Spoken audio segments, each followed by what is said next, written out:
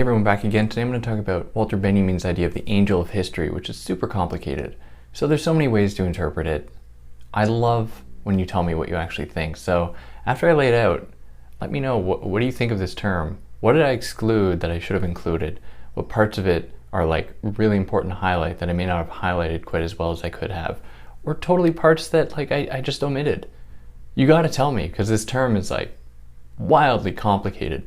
But before jumping into it, hi, I'm David. I explain philosophical concepts and ideas and ways to make them accessible to you. So if you're new here, you can like, share, subscribe, and see videos I release every single week, sometimes twice a week. Isn't that fun? If you like what I do, you can do all those things. Liking, sharing, subscribing. You can help me out monetarily via Patreon or PayPal, but no pressure to do that. You can also follow me pretty much anywhere else where following is permitted. Just follow the links in the descriptions. And yeah, let's talk about the angel of history from his essay titled The Concept of History, or Theses on the Philosophy of History, or Theses on History. Different titles, whatever. But this term emerges in this text that is already extremely complicated in itself. That is, at least to me, this is a text in which Benjamin is trying to wrestle with what makes historical materialism possible, and that it relies, while never really admitting this, it relies upon a kind of theology that it tries to always conjure away or pretend isn't there, yet is still there, and we have to embrace it and acknowledge it. Maybe that's why he uses the analogy or the image of an angel. Hard to really say. I don't know Benjamin. I haven't had dinner with him before, so I don't really know. But this, in order to understand the term, I think we have to go through some of the key points in this essay. Now, I've covered this essay in its entirety if you want the long, drawn-out overview. So here I'm going to be kind of vague in order to just give us the building blocks to understand the angel of history.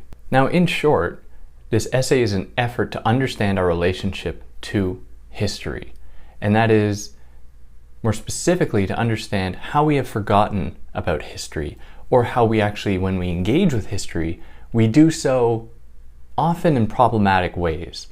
Like, we'll often erase the evils of the past. We will just side with history's victors and be like, oh, well, that is the tale of history. So history, when we read it, we're reading the experiences of people who had privilege enough and knowledge enough to be able to write, who we could then keep reading. So this is already a limited sample of people. But we're writing people's testimonies whose testimonies weren't destroyed because they were vanquished.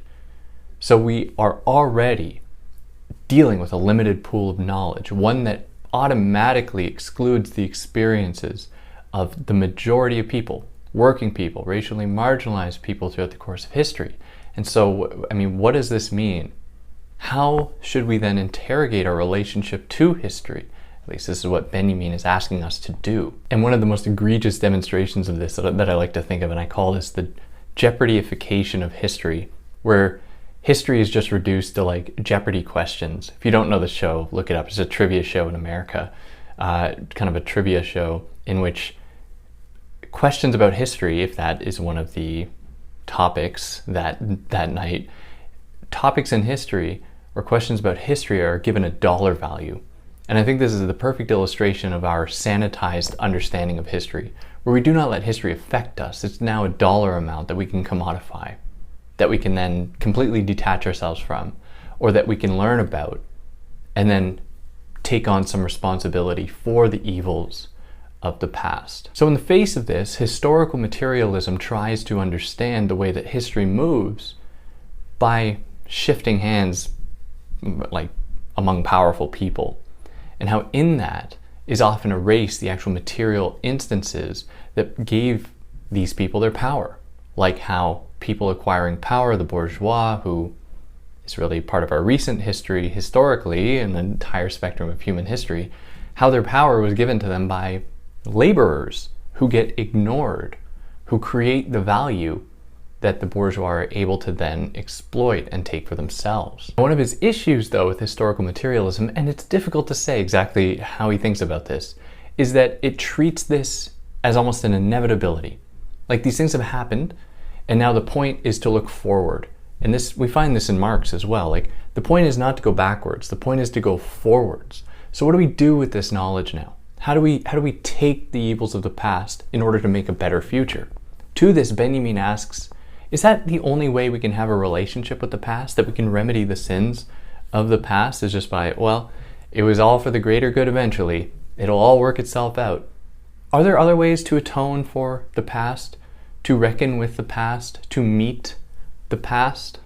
At least these are questions that Benjamin is encouraging us to ask. And perhaps it is this promise of a brighter future that haunts these historical materialists. It's kind of their own theology, something that they submit to, that isn't like an absolutely natural, objective way to have a relationship with history, but only reflects a certain period's approach to history, in which history can be reduced to a number of like easily consumable facts that will fit into an already created narrative about a historical trajectory in terms of like the capitalist economy moving into communism, for example.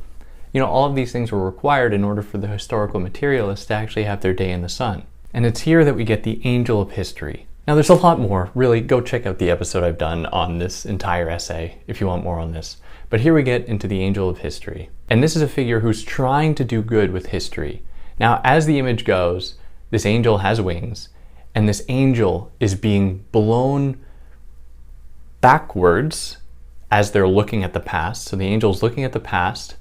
There's progress as like a burning fire back in like, kind of seems like the Big Bang. Just use that kind of image, but like historically as a moving force that's pushing the angel of history through time as they are looking backwards.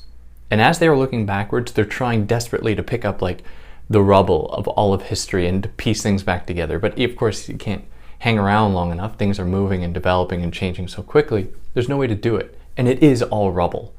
And like historically, that is the case.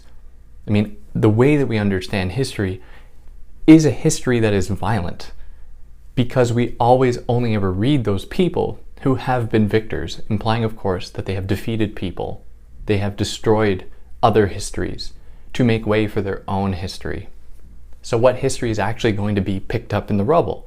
Like, this is the ambiguity of this text. Is the angel picking up the pieces of the rubble of debris from those histories that have been erased?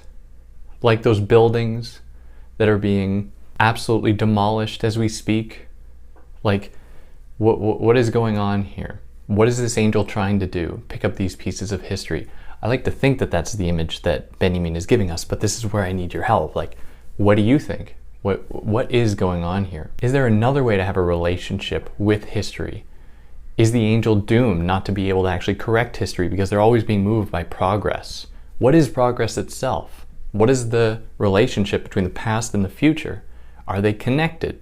Does one easily flow into the next? I know that these are stubbornly abstract questions, but I think that they can point us to having a better relationship with the past and help us to see the past not as one linear progressive narrative, but one in which where things have been getting better, but one in which has been brought about through systematic destruction.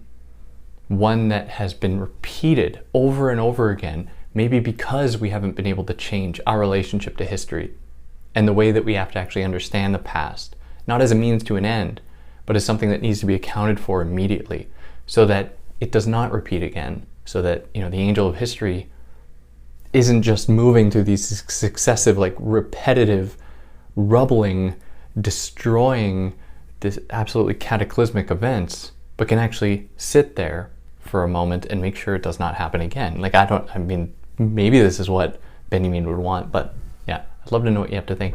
If you like what I did, like, share, subscribe. If I got anything wrong, let me know about it. You want, anything I should have clarified, let me know about it. Leave a comment, I can pin it. We can all learn from you. Wouldn't that be great? And yeah, on that note, take care.